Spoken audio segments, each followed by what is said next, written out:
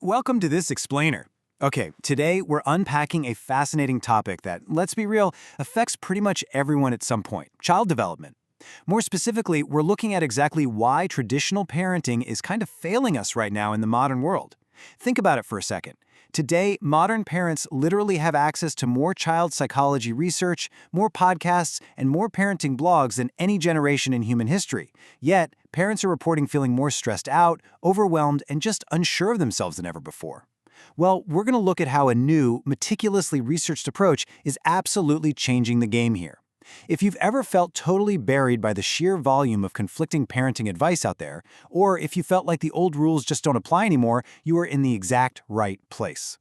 So, let's start here. Why do well-intentioned parents mess up so badly when it comes to bringing up their children? It's a pretty provocative question, isn't it? But look, this isn't about placing blame or pointing fingers. Not at all.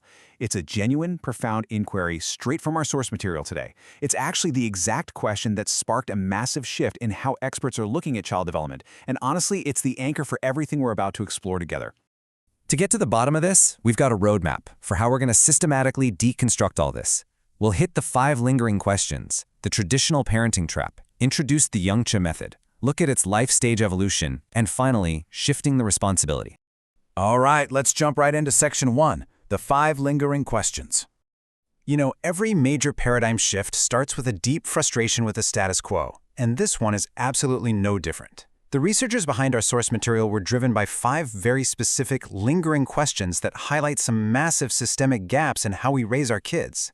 We just touched on the first one, why well-intentioned parents mess up. But look at the second point. There is a literal mountain of academic research on child psychology out there. So why doesn't it translate into content you can actually use on a Tuesday morning when your toddler is having a massive meltdown? There's this huge disconnect between the ivory tower of academia and, the living room floor. Then there's the third point. Counseling in schools and colleges is almost entirely reactive. We're waiting for a child to hit a crisis point before we intervene. It's kind of like waiting for your car's engine to literally explode before you bother checking the oil. Can't we do something proactive? Fourth, where is the comprehensive life stage-based solution to help kids actually master life skills as they grow? And finally, the big one, why on earth are we leaving the core development of our children's future entirely to chance? These questions really prove that the current system is just fundamentally broken. Which brings us to Section 2, the traditional parenting trap. Okay, we all know this pipeline, right? It's basically the unspoken, rigid contract of traditional parenting. It operates almost like an industrial conveyor belt of childhood. Step 1, get into a good school. Step 2, leverage that into a good college. Step 3, land a good, stable job. And step 4, well, supposedly a good life just automatically follows. Historically, parents have targeted child development as this exact, linear set of fixed goals. And because of that, they relentlessly drive their kids down this super narrow track, assuming that checking these boxes equals success. But here's the crucial realization, and it's a big one. This job-centric approach, which evolved over many past generations, fails miserably today. The entire standardized pipeline completely fails to equip children for the modern world because, well, times are fundamentally different now. Kids today are facing a rapidly changing reality. We're talking gig economies, artificial intelligence, shifting global landscapes. The rigid school-to-college-to-job conveyor belt, it's pointing toward a factory that it essentially doesn't exist anymore. That old guarantee is just gone. As our source material so strikingly puts it, few children still manage to forge their own path, but that is largely out of sheer luck, not by design. I mean, wow, that really highlights the incredible danger of the traditional trap. Yes, sure, some kids will still make it through the old system and figure out a unique way to succeed, but leaving that to chance, hoping they just get lucky in a complex world rather than equipping them with the strategic design, that is a massive, unnecessary risk. The entire effort needs to shift. We've got to enable the child to create their own path with deliberate confidence. And that leads us perfectly into Section 3, introducing the Yangtze method. Enter the Yangtze method. This is definitely not your standard one-size-fits-all set of rules. It's an inclusive, deeply researched approach designed to bring out the absolute best in a child. So instead of forcing a kid into that standardized mold we just talked about, this method builds the child from within. Let's make that a bit more concrete. So you have a child who is naturally highly empathetic. Traditional schooling might not grade or reward that effectively. Or maybe they're highly analytical but get easily bored, so they get labeled as difficult. While Yangtze aligns specifically with those unique strengths and interests to enable them to actually thrive in our modern landscape. It's proactive by design, building a customized foundation for every single child. So instead of that traditional standardized conveyor belt that relies way too heavily on luck, the Yancha method offers an inclusive ecosystem. Traditional parenting is super rigid and job-centric. The Yancha approach, on the flip side, focuses strictly on unique individual strengths and is executed by careful design. It bridges that exact gap we talked about earlier, taking all that complex child development research and finally turning it into something truly actionable and proactive for families. But hey, an approach is only as good as its execution, right?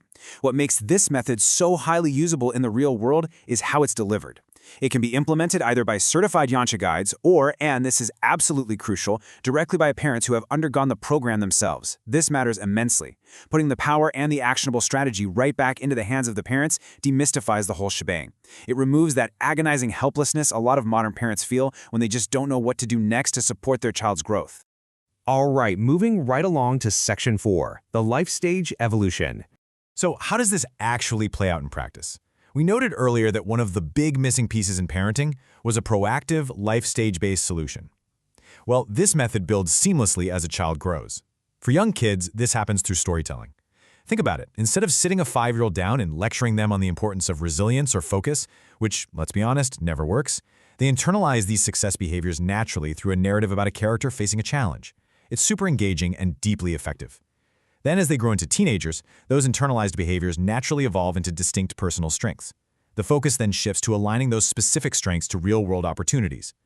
Finally, this careful evolution sets them up perfectly to step into the young adult phase with total clarity.